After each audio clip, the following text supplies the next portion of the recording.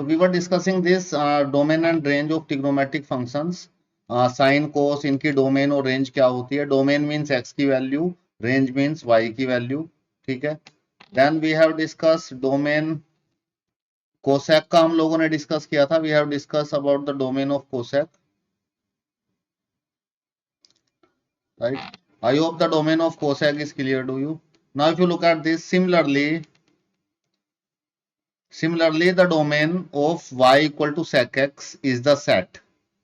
This is the domain of the sec and the range is this set, और इसकी range ये होगी. Let me write it on the next page. So we were discussing now the domain of sec x. If the function is sec x, right? So इसका domain क्या होगा और range क्या होगी, right? So basically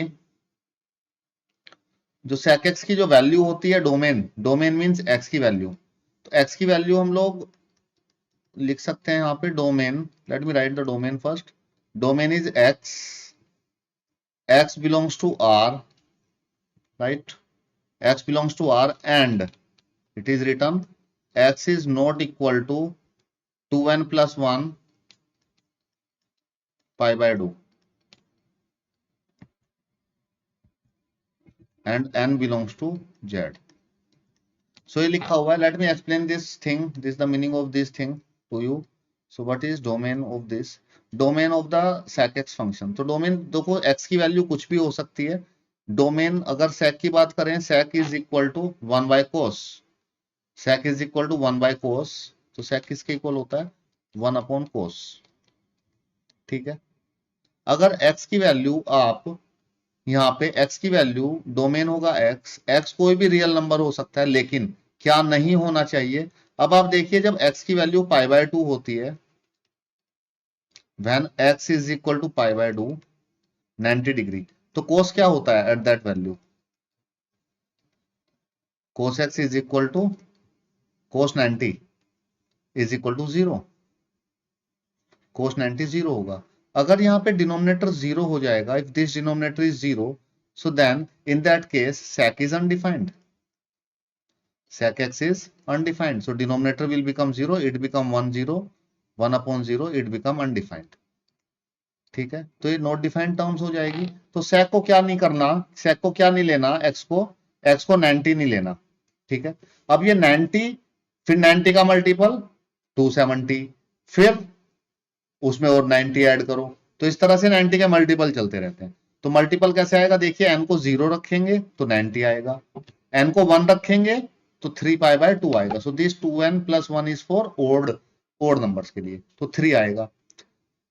2 रखेंगे तो 5 पाई by 2 आएगा, ठीक है. एक 90 पे पहुंचे, 90 से फिर 270 से फिर 5, 270 means 3 pi by 2, 3 pi by 2 से 5 पाई बाय 2. ऐसे ही जो पाई बाय 2 पे जो भी वैल्यूज लाई करेंगी उस पे cos 0 के इक्वल होगा, और cos अगर 0 होगा तो sec अनडिफाइंड हो जाएगा. तो इसीलिए x को ये नहीं लेंगे, और n यहाँ पे इंटीजर से नेगेटिव में भी हो सकता है. So this is the domain कोई भी रियल नंबर हो सकता है, लेकिन 90, 270 इन एंड सो ऑन इन नंबर्स को छोड़ के, right? I hope this thing is clear to you. Domain of sec. Now let me explain you the range. Range का मतलब क्या होता है? रेंज मीन्स होता है fx की value. Range means the value of fx की ही वैल्यू रेंज बोलते हैं, या y की वैल्यू या sec x की वैल्यू, ठीक है. This is called as range. Let me write this. Range is x. Look at this, it is written here, और range is denoted by y, not x. So it's y, और y कोई भी real number हो सकता है. y में be any real number, and it is written here y is less than equal to -1 and greater than equal to 1.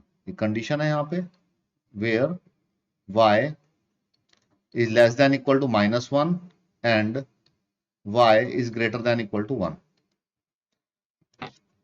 So this is the range of sec x. Let me explain this range to you.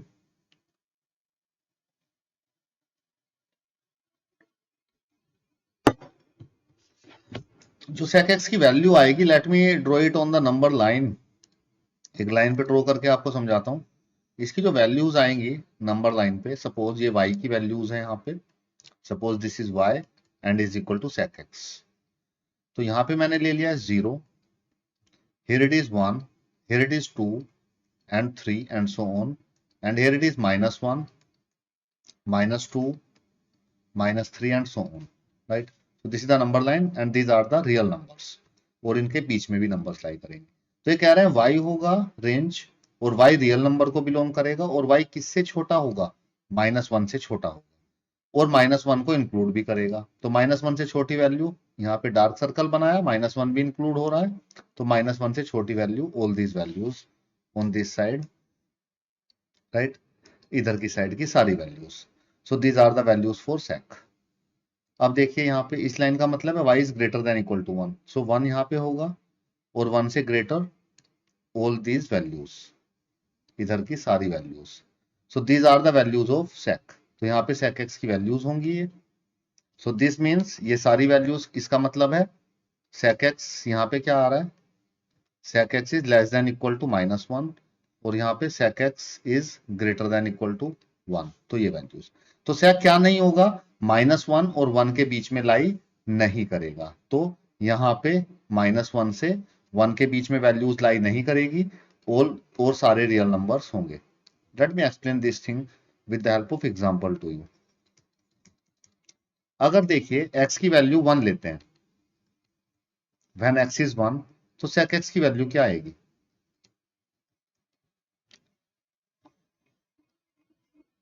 not 1, we have to take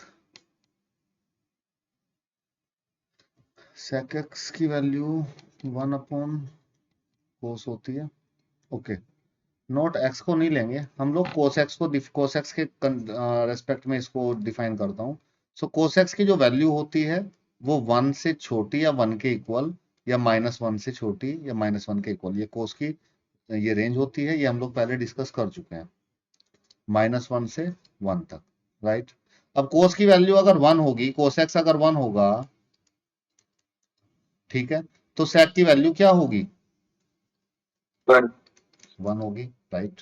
तो sec 1 आ सकता है। अगर cos को थोड़ा बड़ा, cos को थोड़ा बड़ा लेते हैं, यहाँ पे cos x को लेते हैं, 1 से बड़ा तो नहीं ले सकते, 1 से छोटा लेना होगा, तो 1/2 लेते हैं। तो what is the value of sec x in this case, because it is the reciprocal. So 1/2 का रेसिप्रोकल क्या आएगा, 2, ठीक है। अगर इसको लूंगा 1/3, ऐसे डिनोमिनेटर बढ़ता जाएगा और sec की वैल्यू इंक्रीज करती जाएगी। तो यहाँ पे sec x आएगा, इसका रेसिप्रोकल 3, ठीक है। ये वैल्यूज आपको समझ में आई होंगी, sec की वैल्यूज कैसे इंक्रीज कर रही हैं। तो sec की वैल्यूज 1 से स्टार्ट हुई है और आगे इंक्रीज करती जाएगी, and it goes up to infinite. ऐसे ऐसे इसकी वैल्यू बढ़ती जाएगी डिनोमिनेटर की, ऐसे ऐसे sec की वैल्यू बढ़ती जाएगी। तो इसीलिए मैंने यहां से मार्क किया 1 से लेके greater number 2, 3 and so on, ये नंबर्स आते चले जाएंगे, राइट। अब इधर वाले नंबर्स को समझ लेते हैं।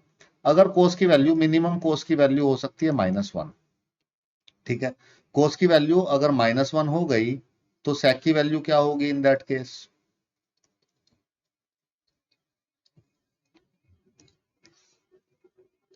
what is the value of sec in that case, the value of sec is also -1, right। Suppose cos की वैल्यू अगर हो गई, तो sec की वैल्यू -1 आ गई।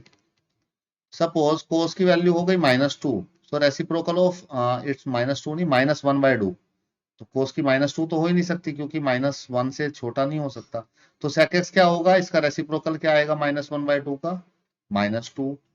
इसी तरह से अगर cos x होगा -1/3, so what is the sec x in that case, sec x is equal to -3। ऐसे ही सो ऑन, ऐसे से इसका डिनोमिनेटर बढ़ता जाएगा और ये वैल्यू और छोटी होती जाएगी, और ये माइनस इनफाइनाइट को रीच करेगी। देखिएगा यहाँ पे, इसको लिंक करें अगर, तो -1 आ रही है, -1 हो सकती है, और उससे छोटी -2 भी आ सकता है, -3 भी आ सकता है, and so on. So I hope this domain is clear to you, domain and range of sec x, right? Now if you read further here in this, the domain of tan x is the set x belongs to R and x is not equal to this is the domain, and range is the set of all real numbers. Now let me explain this thing to you on the next page. So अगर हम लोग tan x की बात करें, if we talk about the trigonometric function tan x, तो trigonometric function है tan x, suppose fx is equal to tan x, या हम लोग इसको y भी बोल सकते हैं, y is equal to tan x, right. इसका डोमेन हमें फाइंड करना है, तो डोमेन इन इसका डोमेन दिया हुआ है tan x का, domain in this case is, if you look at this, so domain is written x belongs to R, let me write this thing here, x belongs to R here, and x is not equal to 2n plus, and x is not equal to 2n plus 1 pi by 2, where n belongs to z. ये लिखा हुआ है। Let me explain the meaning of this line to you. Domain मतलब x की value क्या होगी, तो domain किसके इक्वल होगा, x के। अब x को डिफाइन किया है, x क्या है, x एक रियल नंबर है, ठीक है। और x किसके इक्वल नहीं होना चाहिए, x नहीं होना चाहिए 2n प्लस 1 पाई बाय 2 के इक्वल। क्यों, और n क्या है, नेचुरल नंबर, इंटीजर हो सकता है। क्यों नहीं होना चाहिए ये इसके एक्सिस के इक्वल, कोई भी रियल नंबर हो सकता है डोमेन, बस ये नहीं होना चाहिए। तो इसका मतलब ये है, जो साइन जो tan होता है वो साइन अपॉन कोस होता है, ठीक है। कोस की जो वैल्यू होती है 90 डिग्री पे, 270 पे, एंड फर्दर साइकिल चलती जाएगी, उन पे जो कोस की वैल्यू होती है वो 0 के इक्वल होती है at these angles. At these angles cos is equal to 0, तो cos is equal to 0 at these angles, right? So if cos is 0, so then tan x is equal to sin upon 0, sin x upon 0, तो ये undefined हो जाएगा। इसीलिए x की ये value नहीं हो सकती 90 के मल्टीपल्स, बट और सारे रियल नंबर्स हो सकते हैं। I hope this thing is clear to you. अगर आप यहाँ पे देखेंगे, जब मैंने इसका डोमेन यहाँ पे डिफाइन किया था कोस का, कोस के सेक का जो डोमेन डिफाइन किया था वो भी कोस के रेस्पेक्ट में ही डिफाइन किया था। तो देखो सेक का जो डोमेन है, सेक एक्स का जो डोमेन था ये था x belongs to r, x is not equal to 2n plus 1 pi by 2 and is belongs to natural number, क्योंकि इसमें भी नीचे कोस था और यहाँ पे भी कोस ही इसको अनडिफाइंड करेगा, तो that domain for sec is and tan is same, right. I hope this thing is clear to you.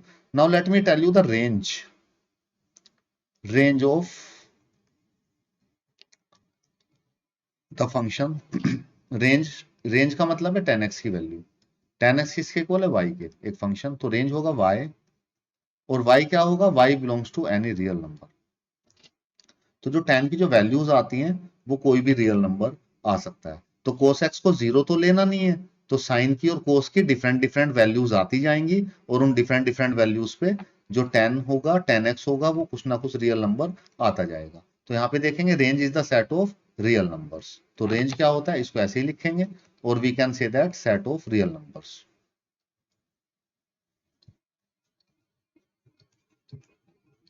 Range क्या होगी, रियल नंबर्स का सेट होगी, राइट।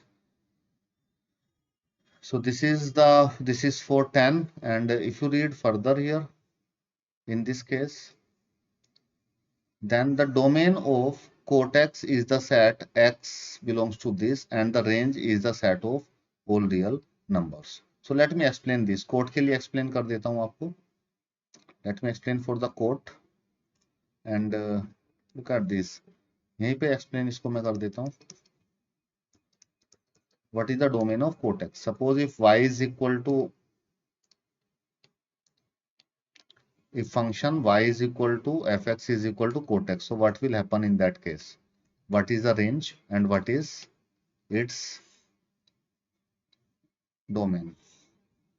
तो कोट को क्या लिख सकता हूं मैं, देखिए कोट को मैं लिख सकता हूं cos upon sine, cot can be written as cos upon sine x, ठीक है। अब यहाँ पे साइन एक्स 0 नहीं होना चाहिए, अगर साइन एक्स 0 हो गया तो कोट क्या हो जाएगा, फंक्शन अनडिफाइंड हो जाएगा। तो हमें एक्स की वो वैल्यूज नहीं लेनी है जिस पे साइन 0 होता हो। तो साइन 0 किस पे होता है, साइन 0 होता है 0 डिग्री पे, साइन 0 होता है पाई डिग्री पे। तो अगर मैं एक लाइन बनाऊं यहाँ पे, तो साइन जो 0 होता है वो 0 डिग्री पे 0 होता है, 0 पे, पाई पे, 2 पाई पे, इस तरह से साइकिल एक चलती जाती है हॉरिजॉन्टल एक्सिस पे, ठीक है। तो ये मल्टीपल आएंगे किसके, नेचुरल नंबर्स के। Late me explain this. So domain क्या होगा इस केस में, कोट के केस में डोमेन होगा एक्स, एक्स इज डोमेन, और ये क्या है, कोई भी रियल नंबर हो सकता है, एंड बट किसके इक्वल नहीं होना चाहिए, ये 0 के इक्वल नहीं होना चाहिए, पाई के इक्वल नहीं होना चाहिए, 2 पाई के इक्वल नहीं होना चाहिए। अगर एक्स की वैल्यू 0 होगी, पाई होगी या 2 पाई होगी, तो साइन एक्स हो जाएगा 0 के इक्वल, और ये फंक्शन हो जाएगा अनडिफाइंड, राइट। तो एक्स हमारा पाई नहीं होना चाहिए, और इसको मल्टीपल कर देता हूं एन से। एन क्या होगा, एन कोई भी इंटीजर होगा, एन को 0 रखेंगे तो एक्स की वैल्यू 0 आ जाएगी, 1 रखेंगे तो पाई आ जाएगी, 2 रखेंगे तो 2 पाई आ जाएगी, all that thing. So this is the domain. I hope this domain is clear to you, the domain of cot x. और इसकी जो रेंज होगी, रेंज हम लोग लिखेंगे y is the range, and y belongs to real number. तो range इसकी कोई भी रियल नंबर हो सकती है। तो range of cot function is set of real numbers, right. I hope this is clear to you, how to find out the range of. यहाँ पे हमने रेंज डिस्कस की थी कोसेक की, साइन की और कोस की रेंज हम लोगों ने यहाँ पे डिस्कस की थी, डोमेन और रेंज। तो सभी 6 ट्रिग्नोमेट्रिक फंक्शंस की डोमेन और रेंज हम लोगों ने डिस्कस कर ली है, right. So this is fifth, this is sixth function.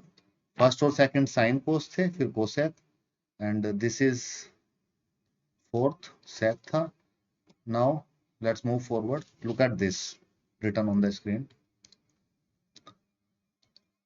We further observe that in the first quadrant x increases from 0 to pi by 2, x की वैल्यू 0 से pi by 2 इंक्रीज करती है, तो sin x की value भी 0 से 1 की तरफ इंक्रीज करती है फर्स्ट क्वाड्रेंट में।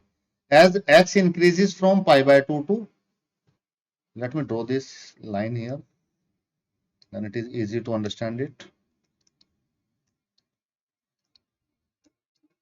ये देखो यहाँ पे 0 है, 0 से पाई बाय 2 जब इंक्रीज करती है वैल्यू x की, तो साइन की वैल्यू भी इंक्रीज करती है 0 से लेके 1 तक, क्योंकि यहाँ पे 0 होता है, यहाँ पे 1 आ जाता है। फिर जब x की वैल्यू इंक्रीज करती है 90 से पाई की तरफ, ठीक है। सो x की वैल्यू, साइन x की वैल्यू क्या होती है, डिक्रीज करती है 1 से लेके 0, फिर 0 पे आ जाती है। यहाँ पे 0 शुरू होता है, यहाँ पे होता है 1, फिर यहाँ पे 0 आ जाती है, ठीक है। In the third quadrant x increases from pi to 3 pi by 2, तो x की वैल्यू यहाँ पे 3 पाई बाय 2 होता है।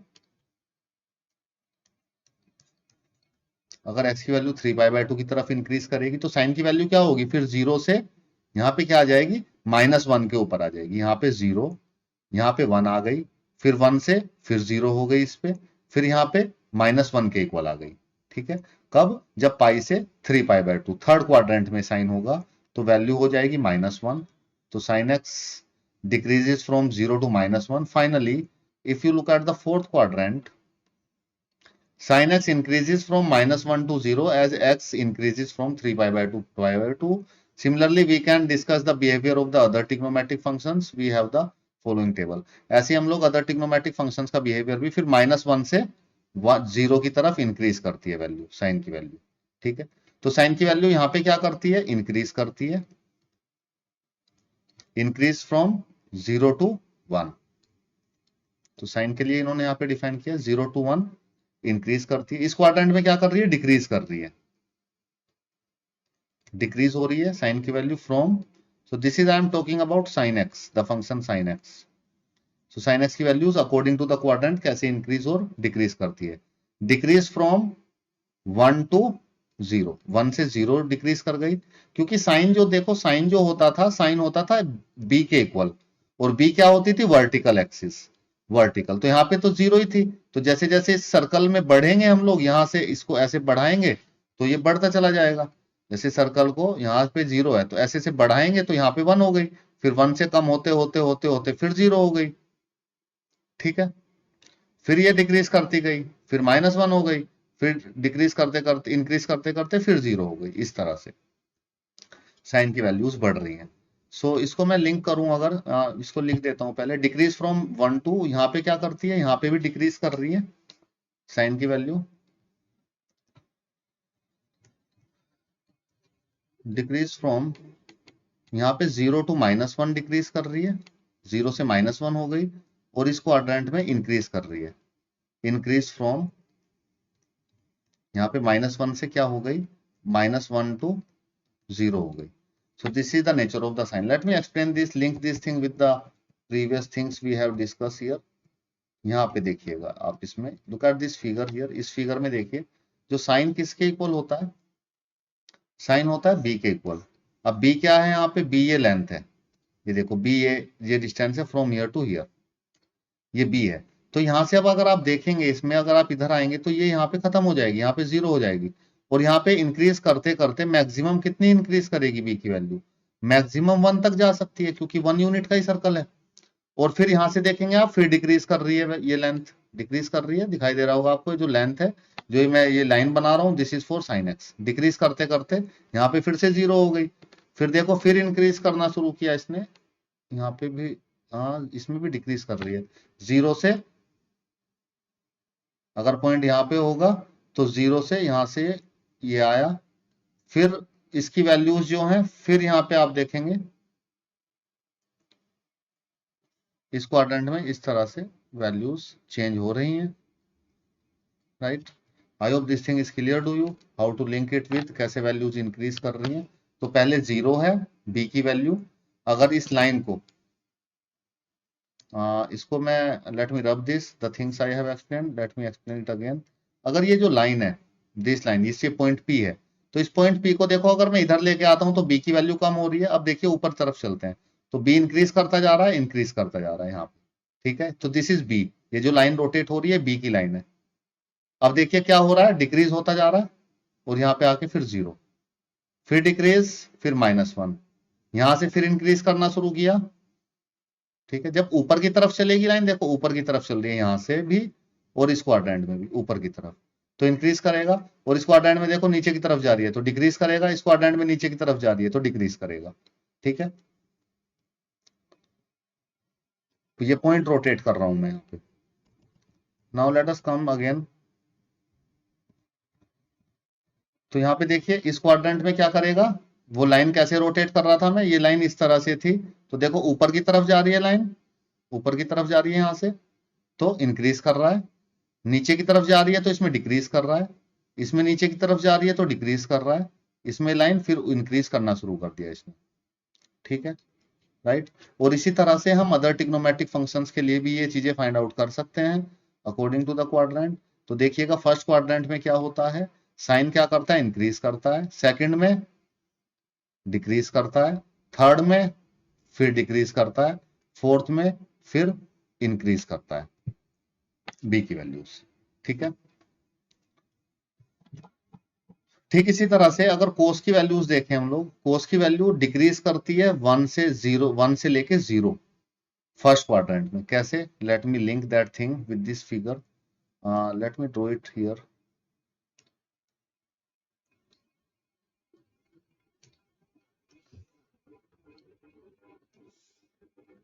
ओके, सपोज कोस क्या होता है, कोस को अगर आप देखेंगे, let me explain this for cos also.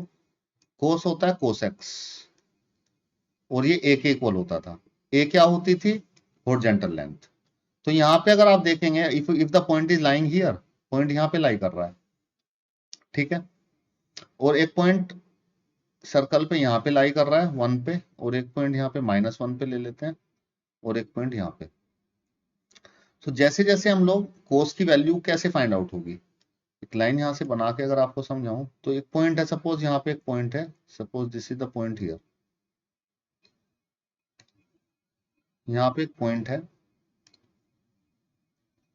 और ये point it is the point P and it's value is a, B। So a क्या होगा, a is this distance is a, and this is unit circle 1 है, and this vertical distance is b, जो vertical distance है b होगी, right, and this angle is x।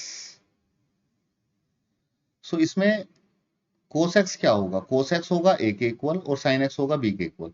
अब हम लोग बात कर रहे हैं a की, a इंक्रीज करता है या डिक्रीज करता है, ठीक है।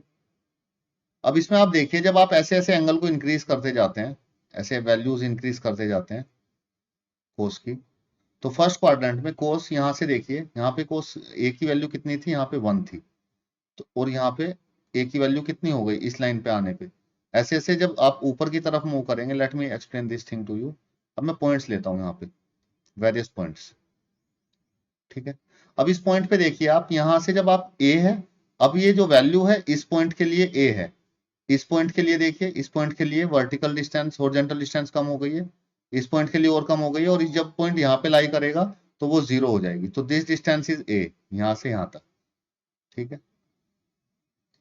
ये ऐसे बढ़ती जाएगी, अगर पॉइंट यहाँ पे एक्स एक्सिस के ऊपर लाई करेगा तो ये 1 के इक्वल होगी। तो देखो मैक्सिमम 1 थी यहाँ पे, अब आपको कुछ समझ में आ रहा होगा थोड़ा थोड़ा, यहाँ पे 1 थी। जैसे जैसे आप ऊपर की तरफ बढ़ेंगे तो ये जो हॉरिजॉन्टल डिस्टेंस है कम होती जाएगी, और जब आप इसके ऊपर आएंगे तो ये 0 हो जाएगी। तो डिक्रीज किया उसने कहां से कहां तक, डिक्रीज किया फर्स्ट क्वाड्रेंट में 1 से लेके 0 तक, ठीक है। डिक्रीज किया सेकंड क्वाड्रेंट में 0 से लेके 1 तक। इसको बताता हूं 0 से लेके 1 तक कैसे डिक्रीज किया। तो बेसिकली ये सर्कल है, यूनिट सर्कल, ये पॉइंट ले लेता हूं इसके ऊपर, ठीक है। पॉइंट ले लिया, अगर इसको डिस्टेंस देखें, यहाँ पे 0 थी तो इस पॉइंट के लिए थोड़ी डिस्टेंस बढ़ेगी, इस पॉइंट के लिए फिर डिस्टेंस यहाँ पे देखिए, ये डिस्टेंस देखिए, ये डिस्टेंस देखिए, और ये डिस्टेंस देखिए। अब देखिए आपकी लेंथ आपको बढ़ती दिखाई दे रही होगी यहाँ पे, लेकिन ये नेगेटिव में बढ़ रही है, ठीक है। जैसे इधर की तरफ जाते हैं तो नेगेटिव डिस्टेंस होती जा रही है। तो यहाँ पे आ गया -1, ठीक है। यहाँ पे थी 0 कोस की वैल्यू, तो यहाँ पे 0 से कितना डिक्रीज हो गई, -1 आ गई। तो इन्होंने लिया डिक्रीज कर रही है 0 to -1, तो यहाँ पे डिक्रीज कर रही है नीचे की तरफ। यहाँ पे भी क्या हो रहा था, यहाँ पे भी डिक्रीज हो रहा था कोस की वैल्यू, ठीक है। आगे देखिए, इसमें कर रही है इंक्रीज, थर्ड में इंक्रीज कैसे कर रही है। अब देखो यहाँ -1 पे है, तो पॉइंट जब सर्कल बनाएंगे यहाँ पे इस तरह से यूनिट सर्कल, तो देखो ये डिस्टेंस क्या हो रही है, ये अगर यहाँ पे एक पॉइंट होता तो ये डिस्टेंस होती, ये होती, ये होती, ये होती, और यहाँ पे आके फिर ये 0 हो गई। तो अब कहां से कहां आई वैल्यू, -1 से यहाँ पे आके फिर से 0 हो गई। -1 से क्या हुआ, -1 से 0, और ये इंक्रीज क्यों की, क्योंकि देखो पॉजिटिविटी की तरफ जा रही है, ये लाइन इधर की तरफ शिफ्ट हो रही है, ठीक है।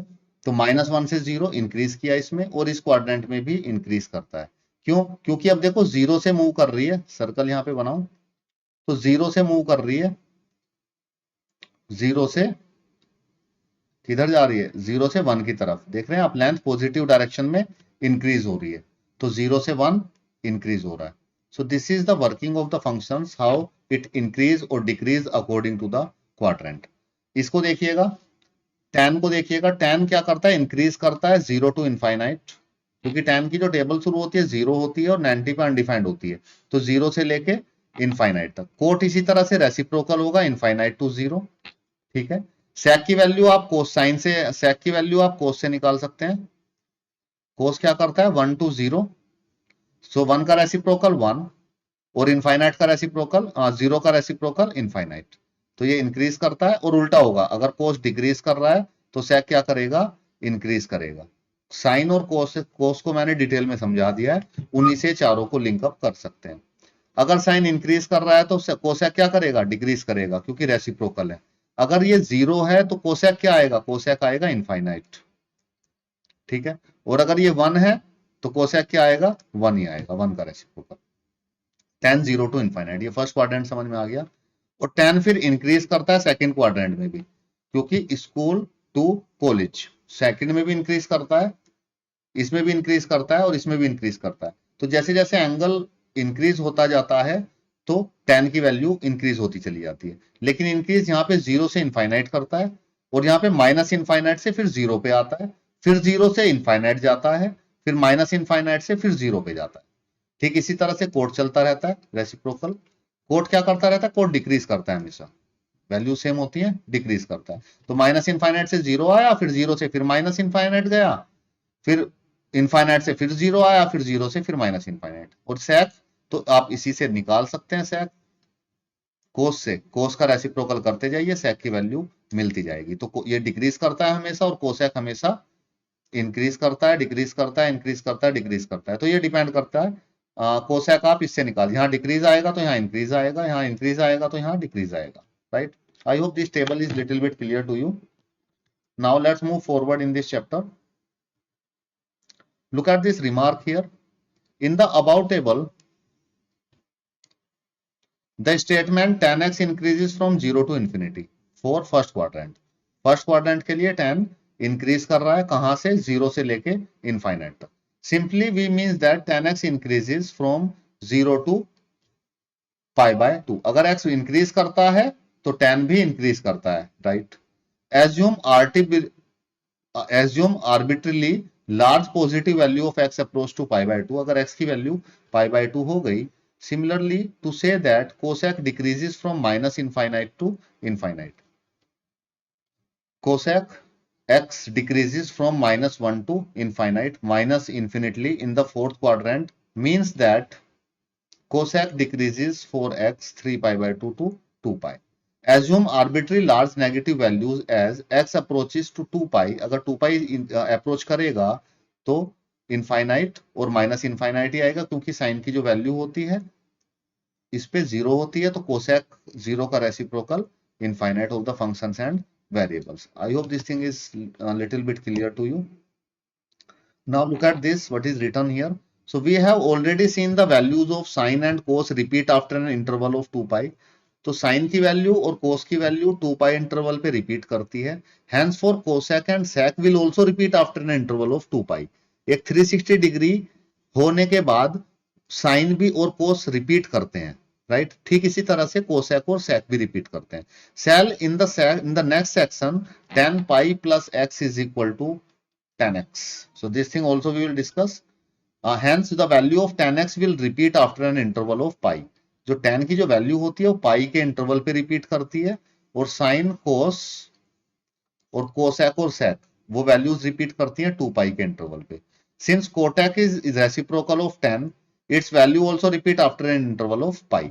तो पाई के इंटरवल में 180 डिग्री के बाद 10 की वैल्यूज रिपीट करती हैं और कोट की.